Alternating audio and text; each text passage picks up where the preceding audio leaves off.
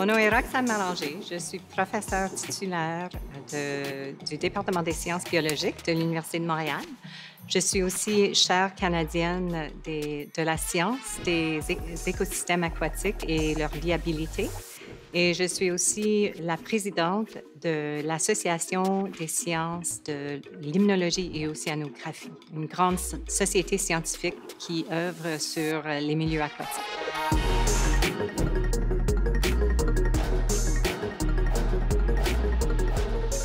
En termes de mes recherches, je peux les synthétiser dans 4 axes principaux, dont un, c'est d'essayer de comprendre comment les changements globaux, donc l'activité humaine sur le territoire et les changements climatiques influencent l'apport des éléments nutritifs envers les cours d'eau qui peuvent causer leur eutrophisation.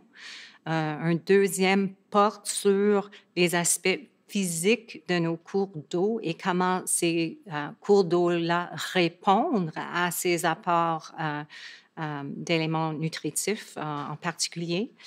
Et un troisième axe vise à regarder les points de contrôle dans nos écosystèmes et dans le temps où on a un moment ou une place où les transformations ou l'épuration de l'eau est disproportionnée. Et mon quatrième axe porte sur la production des gaz à effet de serre avec une spécialisation sur l'oxyde nitreux, qui est le troisième gaz et beaucoup moins étudié, qui a un potentiel de réchauffement 300 fois plus élevé que celui du CO2.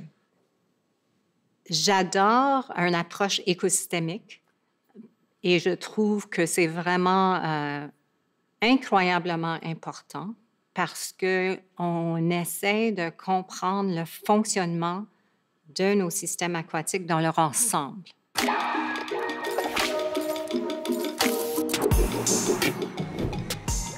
Il faut voir que les cours d'eau, si on regarde dans un contexte du paysage, sont toujours au point du plus bas.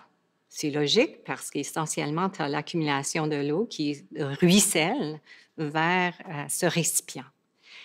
Et comme c'est le cas, l'eau représente l'intégration de tout ce qui se passe dans le bassin versant, inclut les changements climatiques, si on considère les changements dans les précipitations et la température, par exemple, ou les sécheresses ou les feux de forêt.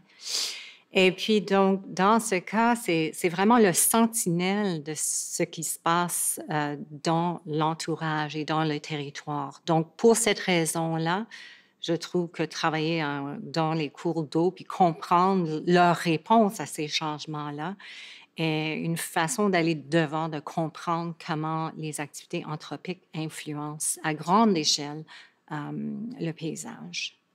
Il faut aussi voir que la nature a la grande capacité de se régénérer. On a vu ça pendant COVID. En donnant un peu de repos, on a vu le retour de certains animaux dans certaines instances, d'amélioration nette dans certains écosystèmes.